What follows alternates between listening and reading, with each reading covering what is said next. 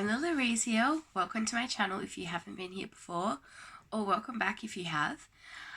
Today I woke up with another transmission. Actually I woke up like 2 hours ago with a migraine that I've had for a few days. I think I've got a cold, and so a viral migraine. Fun. Anyway, I was like, there's no way I can drive to town safely today. So I called and cancelled and went back to bed because I was in pain and feeling sick and just migraine. So but then like 2 hours go by and I wake up again and Spirit's talking to me about the frequency of joy, and that some people go their whole lives either not experiencing it or experiencing it very fleetingly. Because when joy is something that you're not programmed with, and that I think that can happen in many different ways. It can be that it's something that, I just heard Spirit say, a break in the chain. Oh, I'm gonna have to try and put this incense out. It's just not working for me. So Spirit just said a break in the chain. So if your parents had, one or potentially both had a childhood that was really barren of joy, they might have lost that joy frequency. And sometimes I think if you grow up in a household where everyone's pretty healthy and happy, and healthy here and healthy like in your heart, like emotions and things like that, how people express themselves. So even if perhaps your parents had a traumatic childhood and events in their life which broke their chain of joy light coding, that I was just about to doubt myself, and Spirit's like, no, yes, keep going.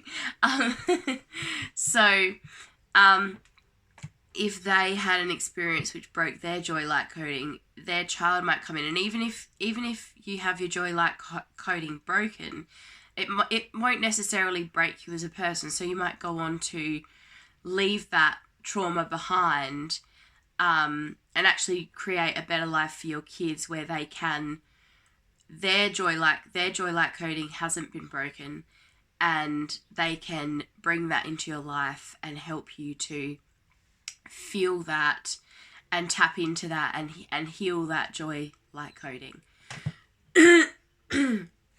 So I know that I can remember a few times in my life, and I can't actually remember the exact reasons why I felt joy, but it's not something I felt often. And I know that some people just wake up feeling like fantastic. And I think that joy plays a big part in that, and that it plays a big part in health. But when you've had a traumatic experience in your life, or you've had, they're showing me someone who I was thinking about as they told me this message, and then I just got up, went to the bathroom and had some water and medicine and stuff. And I was thinking about Dr. Nadine Harris. Oh God, I always get this wrong. Dr. Nadine Burke Harris, or Harris Clark. I'll put some links in the description. She's a GP, and she works in, I think it's San Francisco. It's been a while since I read her book. Anyway, I just woke up. She works with lower socioeconomic kids, like in disadvantaged areas. And whilst she's noticed that it doesn't matter what socioeconomic area you grow up in, or how much money you do or don't have, everyone can have ACEs, which stand for adverse childhood experiences.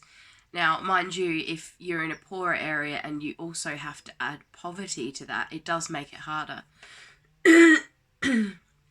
So aces are like an abusive parent, an addicted parent, whether it's drugs or alcohol or sex or honestly anything. A parent who's been put in prison, divorce, like child abuse, whether that's like sexual abuse or anything, poverty. I think that's about it. There might be a few more. There's about 10, I think. And so people, it does affect you for your whole life. And some people do have wonderful childhoods where and it's like, everyone has aces. Most people don't get out of life without having at least a couple of aces, like, but when it becomes a problem with your health, with your life, I think it's if you have like 5 or more. And it might be a little bit more than 10, actually. I think I might be forgetting some. Alright, I had to cough and drink some water because I was like, I don't want to do that to you. Clearing my throat's one thing, but coughing and, no. So yeah, everyone has aces, but when they accumulate, they start to become a problem. And people won't even know that they're a problem. Like, you could be an overachiever and someone who, because of their trauma, wants to leave that behind and be better than their trauma. And then in their 40s, 50s or whatever, they just wake up and have a heart attack and like, and they're gone, or they get saved, but then they have disease. Like, she literally talks about this in her book. I'm not making this up. So it catches up with people. The trauma, spirit's just like, it breaks the chain. So it breaks the chain in light coding, and in the positive, it's literally doubting myself again, and it just said 0707. And 7 is heaven's number. So I think I'm going to call this video Angel Transmission. Because I'm sure that's who I've got with me. Okay, it's Gabriel. Thank you, Gabriel. Thanks for being here. So,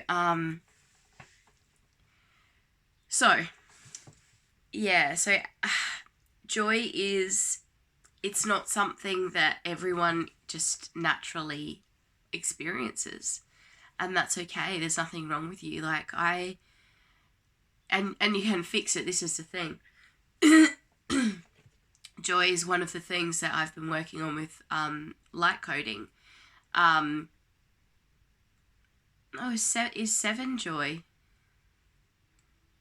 Okay. Alright. The 7 energy is closer because it's close to heaven.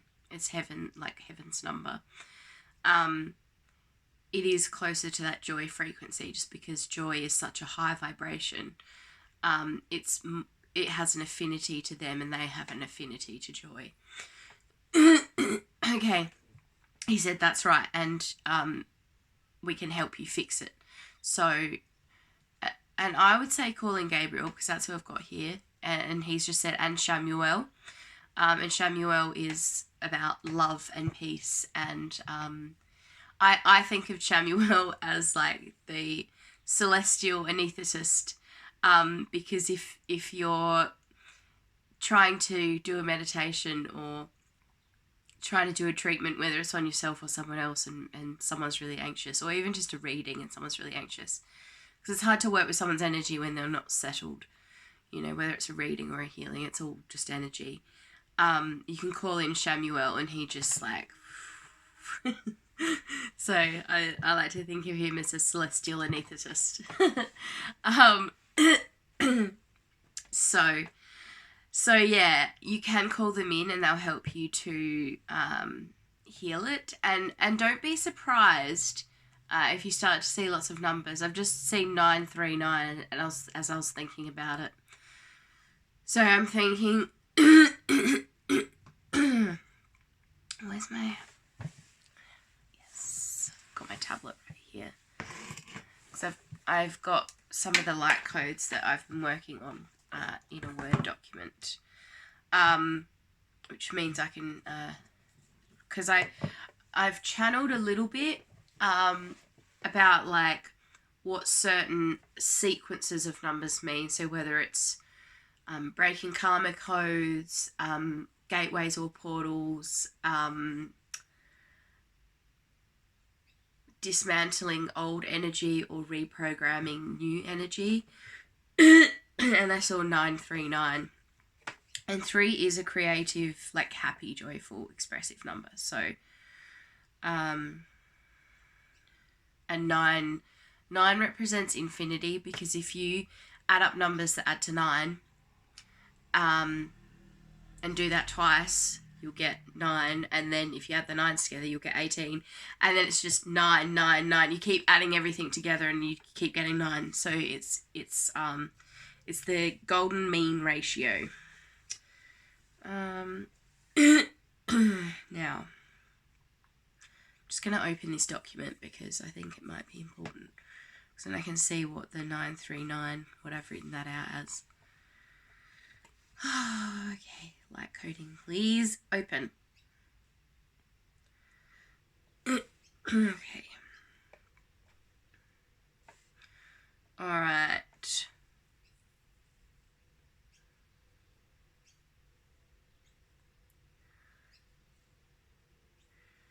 Reprogramming. Okay, reprogramming is the same 3 numbers hammering home the frequency. Oh, okay. Alright. So okay, yeah, that makes sense. So they're like, okay, we have to deprogram you first so that we can then reprogram you. So reprogramming is 3 in a row, and it's also very validating. It's like, oh, that can't be a fluke. You know, whereas if it's one number and then a different number and then the same number, so it's the same number repeated either side and then a different one in the middle, you might not think as much of it. But that's the deprogramming. That's where the subtle part comes in. You don't realise that it's happening unless you keep seeing the same one over and over again. For me, it's hard to tell because I see numbers repeating sequences all the time. So it's kind of hard to nail down what I'm working on. Like with some people, they might go slow and just do, you know, one thing at a time. With me, they don't do that. It's just like, here you go, here's 100,000 things for you to work through. But that's me as a person. I'll jump in with both feet. I work best that way. So deprogramming. Oh, so the 7s either side.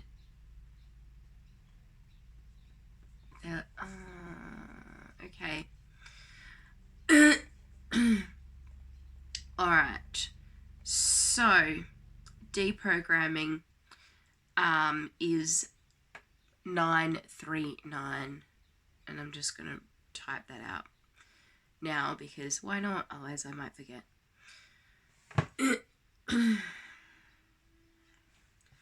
939.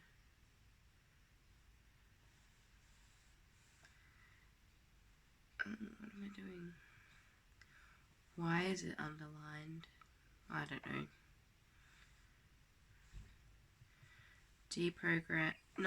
Deprogramming. How rude. Don't autocorrect me. Deprogramming. Lack of joy. Oh no. They're like, no, broken joy. Frequency. Deprogramming broken joy frequency. That'll do for now. I can channel more later.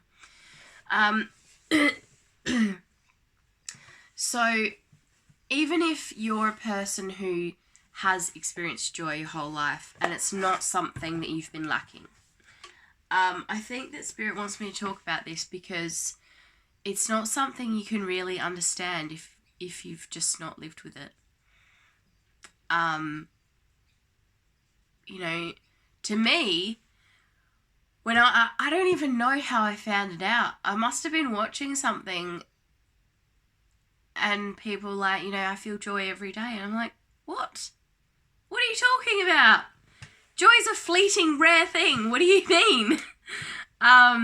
So this does happen, and it's because they're saying it's because there's a break in the chain. I was gonna talk about why I think mine was broken, and why I'm working on fixing it now. Because I think it is important, but at the same time, I'm like, it's gonna drag family members into it, and I'm like, I don't want to do that. But they're like, but it is important. They're not going to force me to do it because they know I don't want to. And also because I don't want to speak for other close family members that I love, and they know that I don't want to stir shit up with the ones that I don't fucking love. I'm not going to say that I hate them, but I don't love them. It's like, I just don't want to deal with that. Like, they're the reason I have trouble feeling joy. I certainly don't want to go into fucking detail. Because, they can find out on the grapevine, and I just don't want to deal with it, and I don't want family members that I love to then have to deal with it, because if they can't contact me and be like, oh, we shouldn't be talking about that, they'll contact someone else that they can get in contact with, and that'll be their problem. And I'm like, oh, and then it'll send them into a bad spiral, and I'm like, oh, I just don't want to do it. For me, in my situation, it's not going to work. What I might do actually is pull some cards, and they can give me a scenario in the cards that's similar or the same. I don't care. I won't tell you if it's the same. But they can give me a scenario in the cards to, and I know which ones because I can see the cards in my head. And then they can use that to, this one's for me, apparently. Thank you. I'll put him back in. Okay, let's clear these cards. Yes, it's already done. Okay. Okay, no, I feel like I just need that first one. So, yeah, like, you may feel joy every morning when you wake up, but a lot of people don't. And you might think that, oh yeah, well, kids feel joy. Not necessarily. And your home doesn't have to be yeah. Your home doesn't have to be, they're like, yes, take those two. Alright. Your home doesn't have to be overtly abusive. This is the card that I pulled out for myself. They're like, oh, that one's for you, as I was shuffling before I cleared the deck. And it's on the bottom of the deck. I'm just going to take it out. That's so funny. Okay, that's for me as well. Hang on, I think the postie's outside. Okay, I'm back. The postie couldn't fit something in the letterbox, so he had to deliver it himself. I don't remember what I was saying, but I think I was just saying that just be aware that, you may experience joy every day, but a lot of people don't. If you don't experience joy every day, be aware that a lot of people do. Because I was like, no, that's only something you experience like every now and then, and even then it's really fleeting and it doesn't last very long. Like, longest I felt joy for is probably a day, and it's very rare. I know that that's not normal. It's not like living in your highest good normal. But, we don't come into this world to just be in our highest good from the get-go and be fine our whole lives. That's not how it works. We come here to sort out energy and to change those frequencies, and to master them is what I'm hearing, to master them. So, yeah, like they just wake up talking to me about this. They're like, you're uniquely positioned to understand. So I'm like, okay. And I think actually I spoke in one of my videos, which I posted about a month ago, that a few months ago before I posted that, I had this day where I was just like flying, like everything went so well, and I felt really in 5D, and I think that was joy. And I think, they're like, we gave you a taste of it to keep me going. So they gave me a taste of it to keep going. And I don't remember doing anything different. So it really was spirit made that happen. Gave me a taste of it so that I know what it feels like, so that I can start to try and tap into that energy. Because you can replicate it within yourself. It's not to the same level, but it's like attuning yourself. It helps to attune you. So yeah, like I think that's what it was. And everything looks so different when you're living in joy. Like I couldn't believe it. And 5D is joy consciousness. Like we say it's Christ consciousness, and it is, because everyone who goes to 5D is going to be loving and compassionate and kind and all of that Christ energy. But at the same time, it's also joy, because if there's love and compassion and understanding and kindness to other people and to yourself, of course you're going to feel joy. People don't feel joy when they have a lack of love and kindness and compassion and understanding. So it's pretty easy to see why joy is going to be an everyday occurrence, an everyday experience, all day, every day. For everyone who makes it to that bandwidth of energy. And I'm still trying to get there, I'm not there yet. The thing is, this is all about learning, and I'm a Blu-ray, and we're literally put here in difficult families, which mine was. And there are plenty of family members who wouldn't agree with that, but they didn't grow up in the house that I grew up in. And they didn't see the shit that I saw. Or actually, no, technically they did, but they buried their heads in the sand about it and put a different label on it, even though it's not. It was a very different situation than what they told themselves it was, even though their own children were traumatized in the presence of this. So, I just reading about the Blu-rays, and I'll put a great article in the comments, because you hear about crystals and rainbows and indigos, but you don't hear about Blu-rays very often. The information's hard to come by. And I came across it and read it, and I was like, I can't remember if I actually cried or if I just got very choked up, because I was just like, oh my God, like this is my whole life in one article. So it just made complete sense to me. We're put into difficult families to heal not just DNA, but then to heal ourselves, because we've had just this being completely traumatized, basically. And yeah, I can't remember other things in the article, but I'll post it. I'll put it in the comments below. I'm going to have to start a list, okay? So, because otherwise I will forget. So, ACEs, Dr. Now, Dr. Nadine Burke-Harris, she has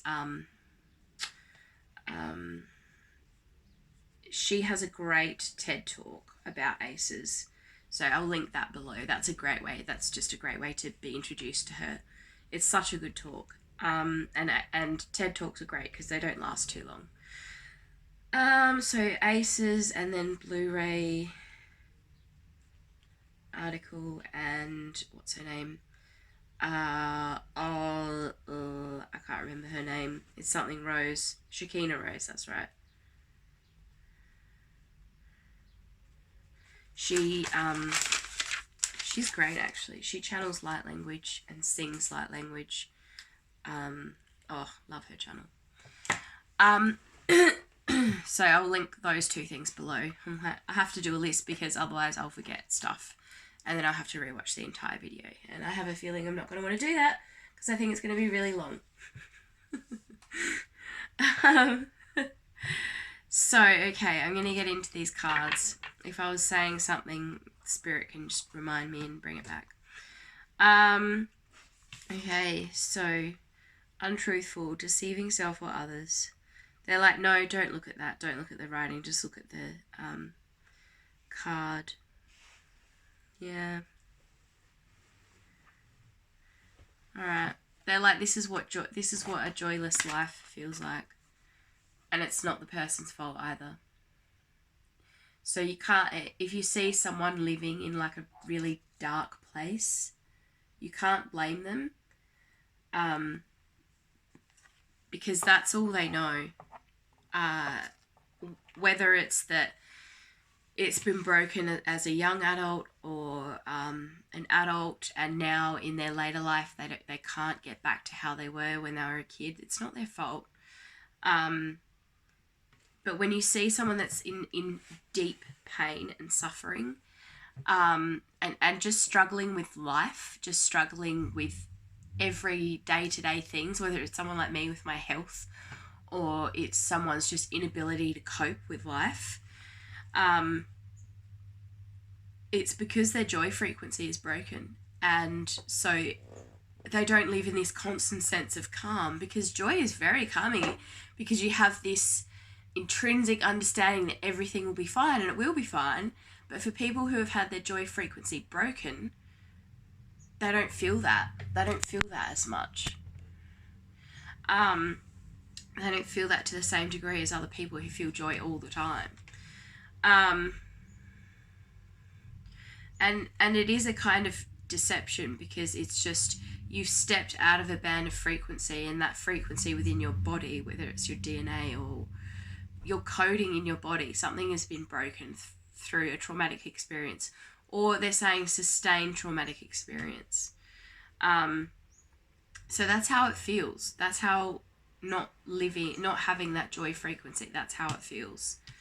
And so don't look at people like, oh, they just need to get their shit together. Like, no, you just don't understand. They haven't potentially ever actually had the joy frequency, so they don't know what it's like to live with the joy frequency. And if you have the joy frequency, be really fucking grateful, because not everyone does. And yes, you can get it back. I'm not saying that you can't, but it takes time, and it's not easy. Like they've given me a glimpse, and I've managed to like get myself to that a few times in the last few months.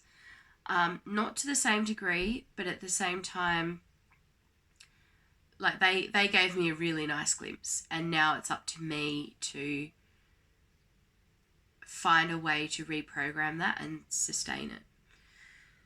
And one day I won't have to think about it. I know it's not always going to be like, oh, I'm reprogramming joy. Like, it's not always going to be like that. It's just for now. So autumn. I feel like this is connected. Okay. Alright. So traumatic events, I think, on Earth are actually, they are here to serve us, because we learn a lot from them.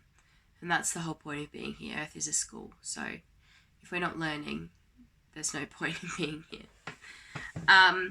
So traumatic experiences, like I'm going to talk to you in relation to seasons. So a traumatic experience would be winter. Like the dead of winter, where it's just cold and you feel nothing but cold. That is a traumatic experience. And if you have a sustained traumatic experience, you know, it's just going to be worse. So living without joy is like being in constant autumn. And some people love autumn, and that's great. But what if you never had any other season? You don't fully have winter, so you don't fully feel like, oh, like I'm just stuck in this horrible traumatic situation. So you don't actually know that it's the trauma that's caused it, because you're not in winter, you're in autumn. You're not in the traumatic experience, but you're still experiencing it because it's broken something inside you with your joy coding, and with other coding as well. I'm not saying that joy is the only code that trauma breaks. It breaks a few, and it depends on the person, depends on what's happened to them, it depends on how they receive that trauma and what it does to their body and their belief systems before the trauma and then after. So it's very complicated, but I know that joy is there, like it's the main one that most people will experience a loss of once they've been through something traumatic. So it's like being in a constant state of autumn, and I know that a lot of people love autumn. It's a great season. But what I'm saying is these people never have winter, summer, or spring. So it's just constant, just ugh. Like, you know, you can see all the colours on the trees around you, but you're like, I don't understand. Like, they're beautiful, but I don't feel anything. Like, it's like, and it's not apathy. It's not apathy. That's not what I'm saying either. So the words at the bottom of the card, I think, say it fairly well. Bare, wind, crispness, stripping away. And that can be a good thing. You know, everything is a good thing in moderation, you know. But when you're living in a constant state of autumn, you don't, like, you never get a break. You never get the sunshine. You never get the fresh, lovely fruits of spring and summer. You never get warm days on the beach to enjoy. You never get, like, that joy is just not, you don't experience it. Every day is autumn. Every day is cold. Every day is watching the world go on without you and watching people live happy lives and not understanding how they do that and why you can't do that. And at the base of it, it is a lack of joy. Yeah. So I think this really is an important lesson, because I had no idea that people feel most healthy, happy, minimally traumatized people feel joy every day. Like, I was watching something, and I think Mum was in the room, and I was like, what? I was like, people don't feel joy every day. What is this kind of bullshit? I was like, no, that's not true. That can't be true. And my mum felt the same way. But we've had traumatic experiences out in our lives and sustained traumas. And then one would end and it would be like, oh, thank God. And then another one. And then that would end. Oh, another one. Great. Like, it just hasn't stopped. And, you know, like, for my mum, it's even worse. Like, Jesus. Like, she's 20 odd years older than me, and her life has been far worse than mine. And, like, the traumas that she's gone through, like, I would be dead. I couldn't even keep living. She's just literally the strongest person I know. So finding balance and acceptance, we are the same. So yeah, people need to be aware of this. All people need to be aware of this. It'll help all your relationships to understand this, because not everyone, like, we are equal. But this is a part about learning compassion and kindness, because not everyone experiences the world in the same way, and you need to know that Spirit's like, it's not their fault. It's not their fault. And you can't, they have to be ready, is what they're saying. They have to be ready to deprogram and then reprogram joy. So they have to be ready to deprogram the lack of joy and then reprogram joy itself and the frequency of joy and how you live that every day and experience that every day. So yeah, it'll help your relationships with others, but not just with others, seeing events in the world, like I feel like traumatic events, you're going to see them and go, oh, okay, they don't experience joy, they don't understand joy, so how could they be happy, or how could they feel like the suffering's ever going to end, because all they have is suffering, you know. They're not in the depths of their traumatic experience necessarily, but they're just in a constant state of autumn. And to be fair, some people who are struggling and suffering may still be in winter, just deep in winter and not even in autumn. And so even when they get out of that and people are like, oh, I don't understand why they haven't gone back to normal. Of course they're not going to just go back to normal. Like, they've been traumatized. What do you want from them? Like, you know, they're coding and, you know, the world that they used to know is gone. And in order to get it back, it takes time.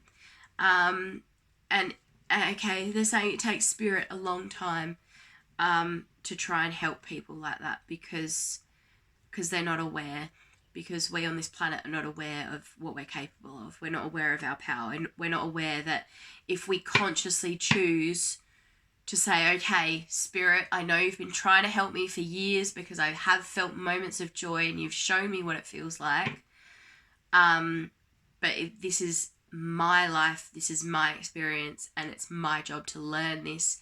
Please help me to deprogram my lack of joy. Please help me to reprogram my joy frequency. So they're like, oh, you don't need that.